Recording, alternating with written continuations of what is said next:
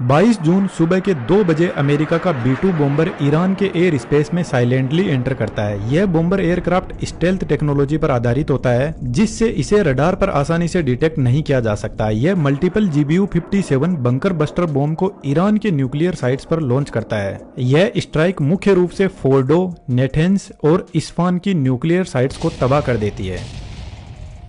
देखा जाए तो अमेरिका और ईरान के बीच में लगभग 12,000 किलोमीटर की वन साइडेड दूरी है। तो इतनी दूरी को इस बॉम्बर ने कैसे तय किया, वो भी फ्लाइट पाथ को पूरी दुनिया से छुपाए हुए। 21 जून की सुबह व्हाइटमैन एयरफोर्स बेस से B-2 spirit stealth bomber GBU-57 bomb के साथ में उड़ान भरते हैं। ये अटलांटिक ओशियन को पार करते हुए साउदर्न यूरोप के पास से गुजरते हैं, क्योंकि यदि यह रशियन एयर स्पेस में जाते तो डिटेक्ट हो सकते थे, खासकर तब जब रूस और चीन अमेरिका के एयर स्पेस गतिविधियों को लेकर पूरी तरह अलर्ट पर थे। सऊदी अरब या इराक की एयर स्पेस का इस्तेमाल करते हुए यह फाइटर प्लेन पर्शियन गल्फ के ऊपर पहुंचते हैं, जहां इनकी मिड एयर रिफ्यूलिंग की जाती है। इसके लिए पहले से ही KC-135 strato tanker air space में उपलब्ध रहते हैं। रिपोर्ट के अनुसार इंडियन ओशियन को भी ऑपरेशन में शामिल किया गया, जहां कुछ B-2 बॉम्बर उड़ान भरते हैं और पर्शियन गल्फ में पहुंचते हैं। इसके बाद में ये सभी प्लेन पाकिस्तान के पास से गुजरते हुए ईरान की एयर स्पेस में एंटर करते हैं और तीनों न्यूक्लियर साइट को टारगेट करते हैं। फोर्डो साइट को सबसे महत्वपूर्ण बताया गया है, क्योंकि यह एक पहाड़ी इलाके में स्थित है और 80 to 90 मीटर की गहराई में बनी हुई है।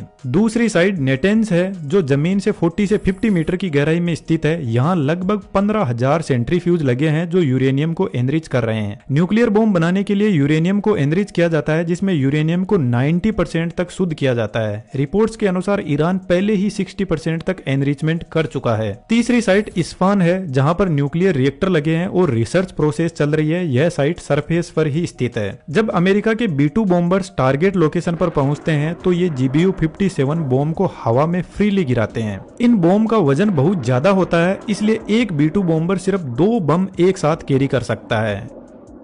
GBU-57 का टोटल वजन 14,000 किलोग्राम है, यानी 14 टन होता है। यदि इस बॉम्ब को इंसान से तुलना करें तो यह आकार में 20.5 फीट लॉन्ग है और 31.5 इंच डायमीटर का होता है। यह अपने भारी वजन के कारण 60 मीटर की गहराई तक जमीन में घुस सकता है, जो लगभग 20 फ्लोर की बिल्डिंग के बराबर है। इजराइल भी इसी बॉम्ब का इंतजार कर रहा था, क्योंकि उसका GBU-28 laser guided bunker buster bomb सिर्फ 2300 किलोग्राम वजनी है और 6 मीटर गहराई तक ही असर कर सकता है, जबकि इजराइल के बंकर 90 मीटर की गहराई में बने हुए हैं। जब B-2 बॉम्बर यह बॉम्ब गिराता है तो उसे काफी ऊंचाई से गिराया जाता है, क्योंकि इसमें थ्रस्टर का इस्तेमाल नहीं होता है। यह बॉम्ब अपनी स्पीड और स्टेबिलिटी अपने वजन के बल पर बनाए रखता है। मिसाइल में थ्रस्टर लगे होते हैं जो उन्हें टारगेट की दिशा में आगे बढ़ाते हैं, लेकिन GBU-57 में ऐसा कुछ नहीं होता। इसके पीछे GPS और INS सिस्टम लगे रहते हैं, जो हवा में गिरते समय इसे टारगेट की ओर निर्देशित करते हैं। ये सिस्टम डेटा को पीछे लगे मोटर कंट्रोल्ड फिन्स को भेजते हैं, जो रियल टाइम में कुछ ऐसे एडजस्ट होकर बम को सही दिशा में गाइड करते हैं। जब यह बम इतनी ऊंचाई से गिरता है तो यह जबरदस्त काइनेटिक एनर्जी प्राप्त कर लेता है। साधारण सी बात है, जब 14 टन वजनी वाली इतनी भारी वस्तु आसमान से गिरेगी तो वह जमीन के अंदर काफी गहराई तक जा सकती है। लेकिन ऐसा तभी संभव है जब बॉम्ब की बॉडी काफी स्ट्रॉन्ग हो। अगर बॉम्ब की बॉडी स्ट्रॉन्ग नहीं होगी तो वह सरफेस से टकराते ही ब्लास्ट कर जाएगा और बंकर की गहराई तक नहीं पहुंच पाएगा। बंकर मोस्टली रीइंफोर्समेंट कंक्रीट से बनाए जाते हैं, जो नॉर्मल सरफेस की तुलना में काफी ज्यादा स्ट्रॉन्ग होते हैं। इसलिए बॉम्ब की बॉडी को इस तरह से डिजाइन किया जाता है कि वह इस मजबूत कंक्रीट के स्ट्रक्चर को भेद कर अंदर जा सके। GBU-57 की बॉडी फेरो कोबाल्ट एलॉय से बनी होती है, जो इसे अत्यधिक ताकतवर बनाती है। इंटरेस्टिंग बात यह है कि इस बॉम्ब के कुल वजन का लगभग 80% हिस्सा सिर्फ इसकी बॉडी का ही होता है। बाकी 20% हिस्से में इसके अंदर लगे इक्विपमेंट और वॉरहेड शामिल होते हैं।